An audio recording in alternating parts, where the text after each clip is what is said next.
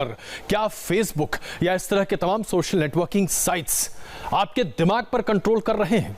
क्या ये दरअसल आपकी सोच, आपकी विचारधारा और सब कुछ बदल रहे हैं? जी हां, ये एक सच्चाई है और आप इससे भाग नहीं सकते। डेंजरस इंडिविजुअल पर फेसबुक के स्ट्राइक का सच क्या?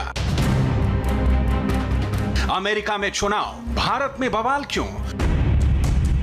करोड़ों फेसबुक यूजर्स के लिए दिमाग खोलने वाला खुलासा। क्या सोशल साइट्स पर होता है आपकी सोच का सौदा? अनजाने में ही सही, क्या आपके दिमाग में है फेसबुक का कब्जा? क्या फेसबुक है सियासी चक्रव्यूह का हथियार? अभिव्यक्ति की आजादी के नाम पर क्या आपको गुलाम बनाया जा रहा है? जिस मोबाइल को आप अपनी जेब में रखकर घूमते हैं, क्या वो आपको गुनहगार बना सकता है? तो हो जाइए सावधान, क्योंकि ये वक्त आंख, कान और दिमाग खोल कर रखने का है।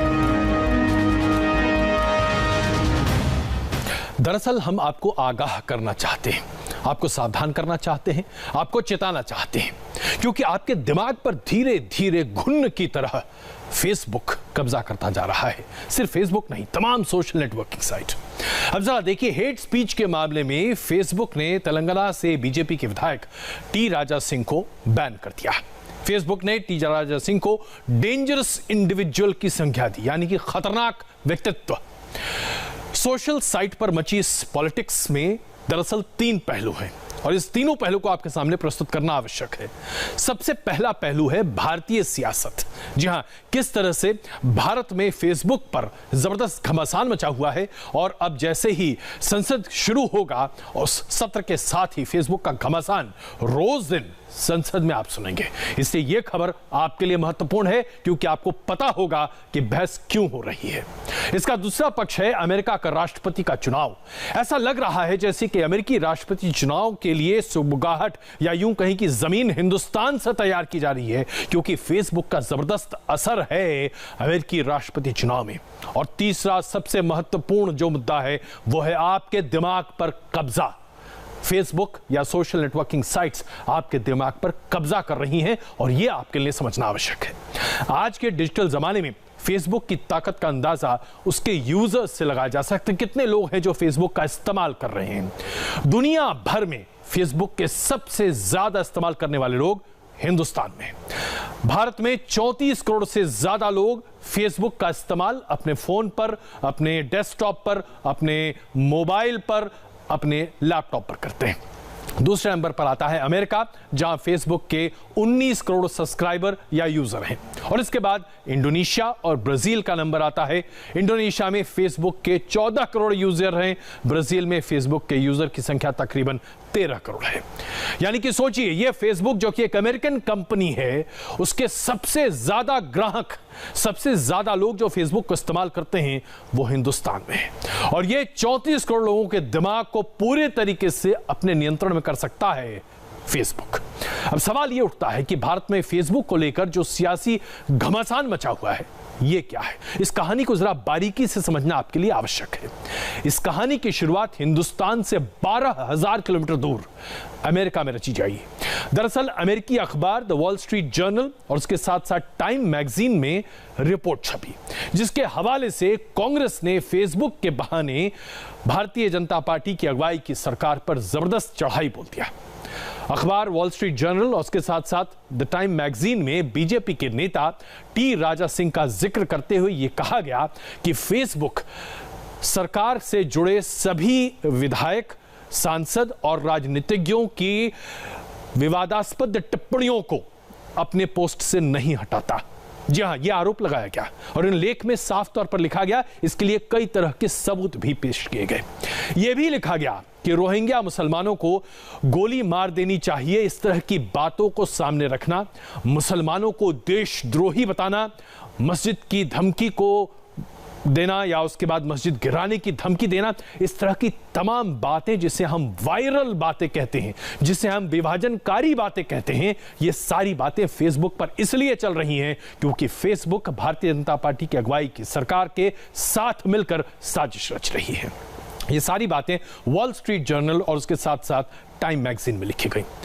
फेसबुक की इंटरनल टीम ने डी राजा सिंह के इस पूरे हेट स्पीच के मामले को एक तरह से दरकिनार कर दिया, ऐसा आरोप लगाया गया। लेकिन आज फेसबुक ने डी राजा सिंह के इस पोस्ट को हटा दिया है। दरअसल यहां पर सवाल यह भी उठा कि फेसबुक में कार्यरत कुछ ऐसे लोग हैं जैसे अनकही दास, जो कि फेसबुक के टोटल सोशल नेटवर्क और सरकार की डीलिंग्स को देखती हैं या भारतीय जनता पार्टी के करीबी हैं, और इसीलिए जानबूझकर एक अलग तरह की विचारधारा को सामने प्रदर्शित करने की कोशिश की जा रही है। कांग्रेस ने इसे लेकर जबरदस्त हंगामा करने की कोशिश की, लेकिन भारतीय जनता पार्टी ने उसका मुंहतोड़ जवाब दिया।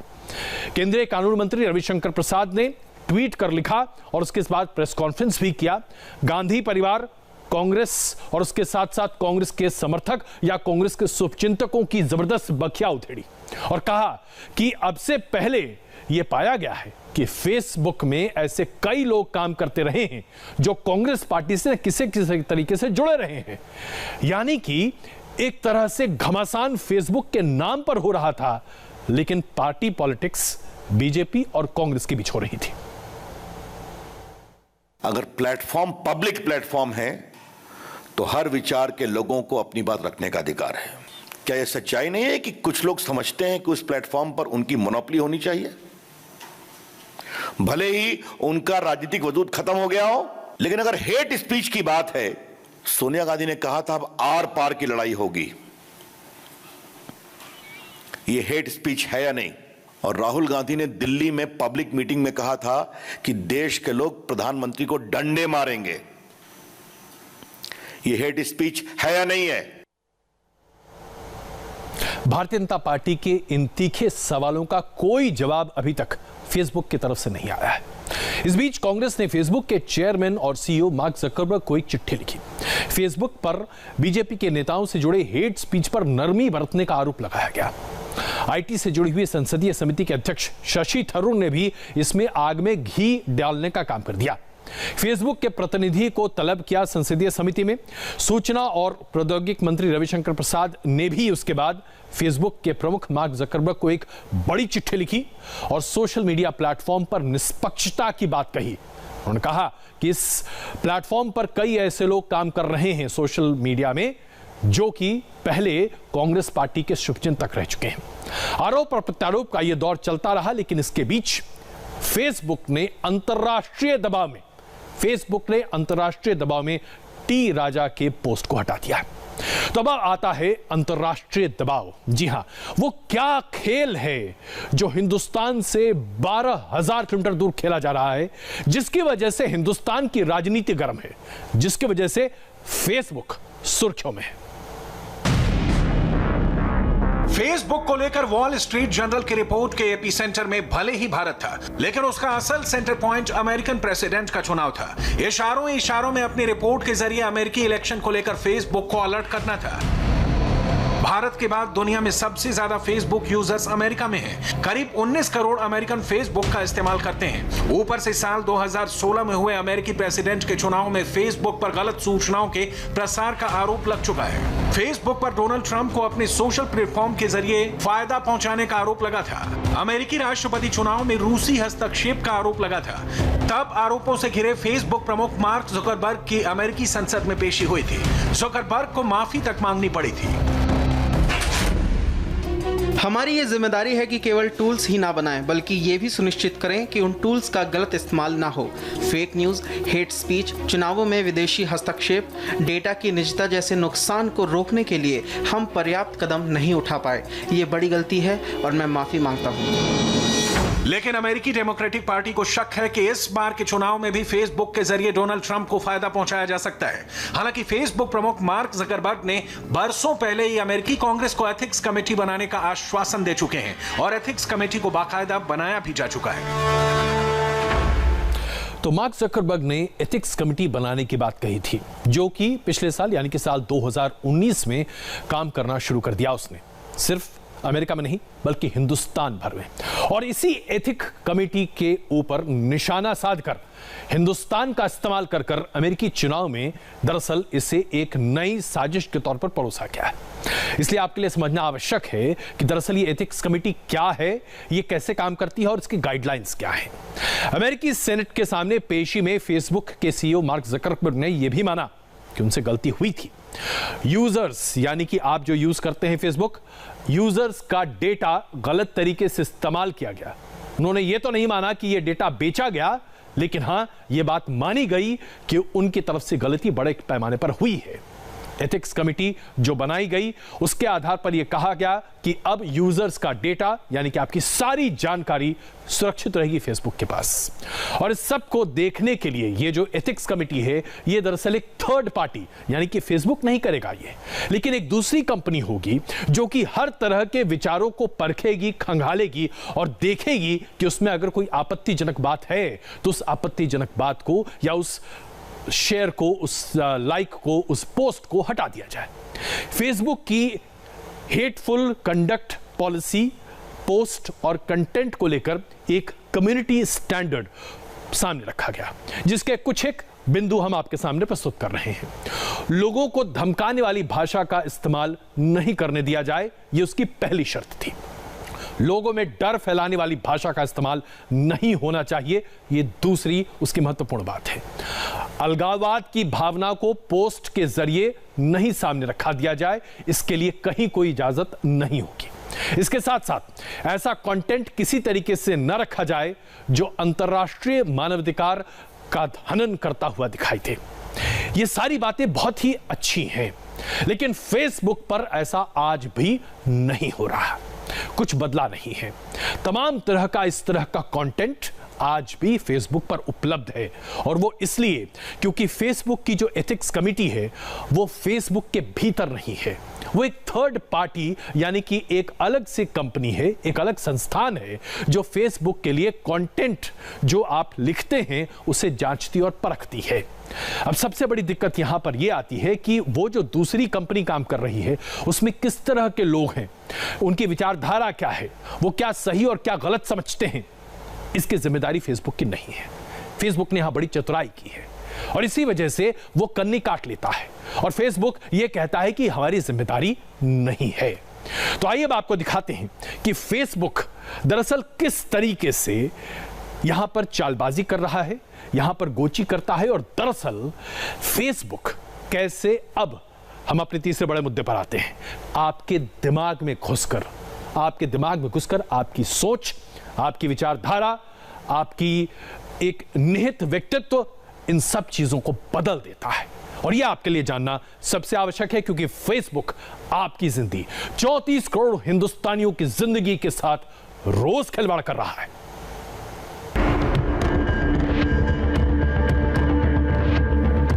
फेसबुक को सब पता है, आपकी पसंद भी और आपकी नापसंद भी, आपके विचार भी और आपकी नफरत भी, आपकी अच्छाई भी और आपकी बुराई भी। फेसबुक से कुछ नहीं छुपा है और यही वजह है कि फेसबुक इन सारी बातों को अपने फायदे के लिए इस्तेमाल करता है। फिर चाहे ये व्यापार के लिए हो, राजनीतिक इस्तेमाल के लिए, आप सिर्फ एक मोहरा है जिसकी लगाम फेसबुक के पास है। लेकिन फेसबुक को बनाया जा रहा था तब इन सब के पीछे कुछ और ही तर्क दिया गया था। कहा गया कि फेसबुक की संरचना फ्री थॉट यानी विचारों की स्वतंत्रता और एक्सचेंज ऑफ थॉट यानी विचारों का आदान प्रदान के आधार पर की गई। यानी जब आप अपने सामाजिक, राजनीतिक और सांस्कृतिक विचार फेसबुक पर शेयर करते हैं तब फेसबुक अपने आर्टिफिशियल इंटेलिजेंस से आपके दिमाग को स्कैन करता है और अपनी सुविधा के हिसाब से उसकी कंडीशनिंग भी करता है। यानी अपने क्लाइंट की मदद के लिए फेसबुक आपको पूरे तरीके से उसकी विचारधारा में ढालने की कोशिश करता है।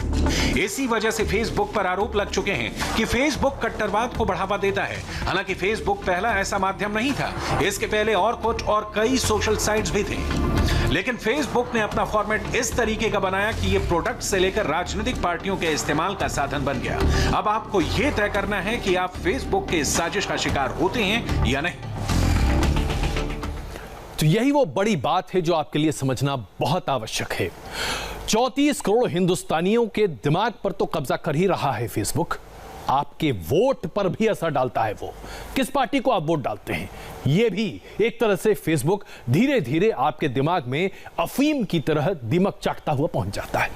पूरी दुनिया में फेसबुक के करीब 270 करोड़ यूजर्स हैं, यानी कि दुनिया के 270 करोड़ लोगों के दिमाग में क्या चल रहा है, वो क्या सोचते हैं, उनकी पसंद क्या है, उनकी नापसंद क्या है, उनका सामाजिक रुझान क्या है, उनकी राजनीतिक सोच क्या है, उनके आर्थिक विचारधारा या फिर आर्थिक स्थिति क्या है, उनका धर्म क्या है, उनकी धार्मिक विचार क्या है, वो किस तरीके से सोचते हैं, सोते हैं, जागते हैं, खाते हैं, पीते हैं, सब कुछ ये सारी जानकारी फेसबुक के पास है।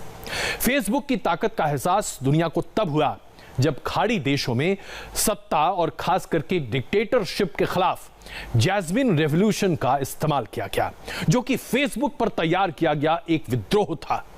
फेसबुक पर लड़ी गई इस लड़ाई की वजह से ट्यूनीशिया के तानाशाह अल अबिदीन बेन को देश छोड़कर भागना पड़ा।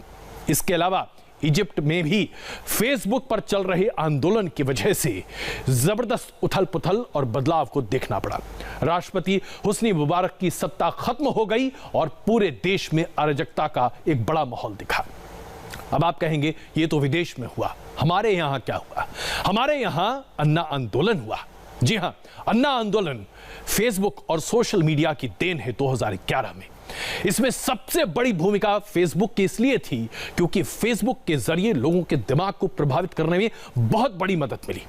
भ्रष्टाचार, जो कि पूरे देश में बहुत बड़ा मुद्दा था, उसे जन जन तक पहुंचाने में फेसबुक का इस्तेमाल किया गया।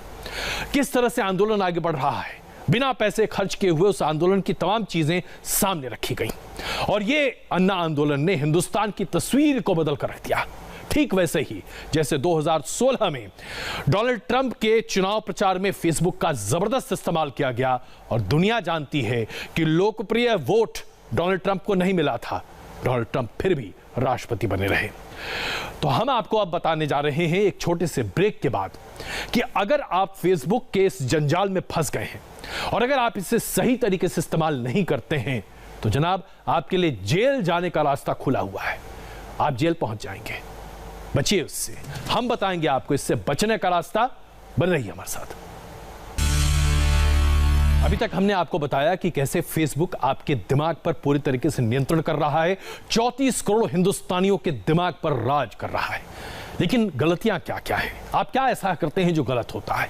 अगर आप फेसबुक पर भड़काऊ भाषण को लाइक करते हैं या उसको शेयर करते हैं तो यह आपराधिक है, कृपया ऐसा मत कीजिए। अगर आप नफरत फैलाने वाली पोस्ट को लिखते हैं तो यह एक आपराधिक काम है, बिल्कुल मत कीजिए।